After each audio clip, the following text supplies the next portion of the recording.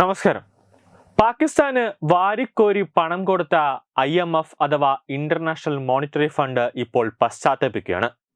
കുറച്ചു മാസങ്ങൾക്ക് മുന്നേ, അതായത് പാകിസ്ഥാൻ പഹൽഗാമിൽ 26 വിനോദസഞ്ചാരികളെയൊക്കെ വെടിവെച്ചു കൊന്നപ്പോൾ വലിയ രീതിയിൽ ഇന്ത്യയും പാകിസ്ഥാനും തമ്മിലുള്ള നയതന്ത്ര ബന്ധമൊക്കെ തകർന്നപ്പോൾ ആ സമയത്ത് നമ്മുടെ ഭാരതത്തെ സപ്പോർട്ട് ചെയ്തുകൊണ്ട് ലോകരാജ്യങ്ങൾ ഉൾപ്പെടെ വന്നിരുന്നു. അവർ അടക്കം, നമ്മുടെ ഭാരതമടക്കം പല ലോകരാജ്യങ്ങളും അടക്കം IMFിനോട് പറഞ്ഞൊരു കാര്യമുണ്ട്: പാകിസ്ഥാന് പണം കൊടുക്കരുത്, അവർ അത് തീവ്രവാദത്തിന് വേണ്ടിയാണ് ഉപയോഗിക്കുന്നത്, അല്ലാതെ പാകിസ്ഥാനിലെ വികസനത്തിനൊന്നും അവർ ഉപയോഗിക്കില്ല.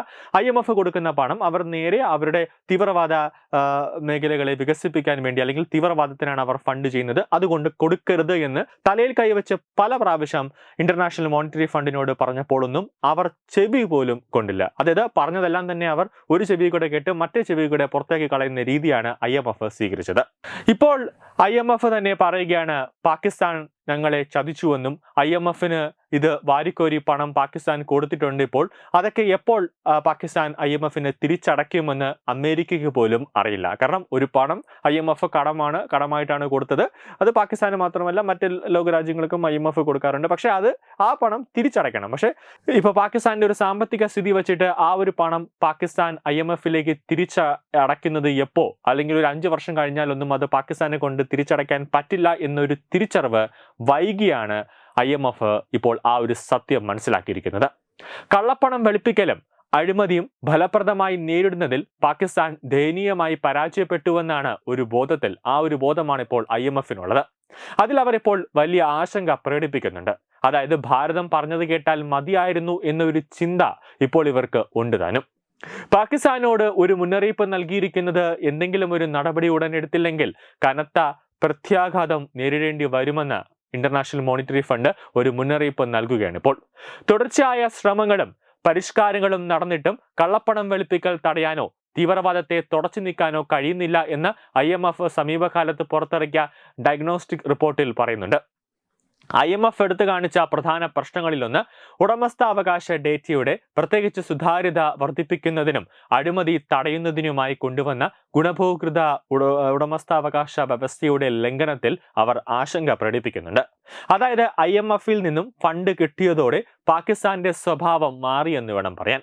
കള്ളപ്പണം വെളുപ്പിക്കൽ വിരുദ്ധ നടപടികളിൽ മെച്ചപ്പെടുത്തലുകൾക്കായി ഫിനാൻഷ്യൽ ആക്ഷൻ ടാസ്ക് ഫോഴ്സ് സമ്മർദ്ദം ചെലുത്തുന്നുണ്ടെങ്കിലും അഴിമതി പ്രവർത്തനങ്ങളുടെ ഏകോപനം തടസ്സപ്പെടുന്നതിനുള്ള നടപടികൾ പൂർണ്ണമായി നടപ്പിലാക്കാൻ പാകിസ്ഥാന് കഴിഞ്ഞിട്ടില്ല.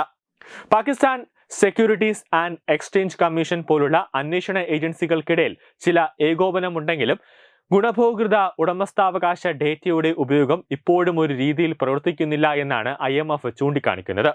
അഴിമതി വിരുദ്ധ അന്വേഷണങ്ങളെ പിന്തുണയ്ക്കുന്നതിനായി പാകിസ്ഥാൻ ഒരു വർക്കിംഗ് ഗ്രൂപ്പൊക്കെ സ്ഥാപിക്കണമെന്ന് പറഞ്ഞിട്ടുണ്ടായിരുന്നു.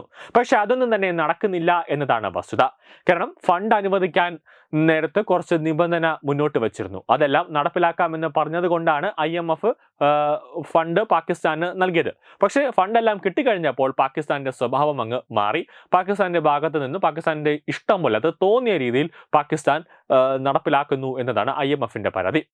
പാകിസ്ഥാൻ ഇതിനകം തന്നെ FATFിന്റെ സമ്മർദ്ദത്തിന് വിധേയമായി കൊണ്ടിരിക്കുന്ന സമയത്താണ് IMFിന്റെ ഈ മുന്നറിയിപ്പ് വരുന്നത്. അതായത് ഫിനാൻഷ്യൽ ആക്ഷൻ ടാസ്ക് ഫോഴ്സും ഇപ്പോൾ പാകിസ്ഥാന്റെ കൊങ്ങയ്ക്ക് പിടിക്കുന്ന ഒരു രീതിയിലേക്ക് കാര്യങ്ങൾ എത്തി നിൽക്കുന്നുണ്ട്.